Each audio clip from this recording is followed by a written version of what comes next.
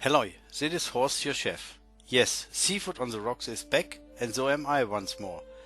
I invite you to join me for the Seafood on the Rocks experience, a special fundraising event at the Christie's Downs Community House. Here I invite you for a welcome drink, and as usual, all McLaren Well wine will be included in this experience.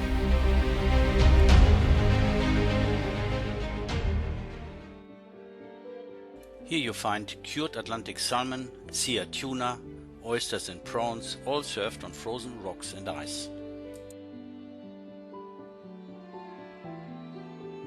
The second part consists of 2 tapas dishes like large scallops and burnt kingfish.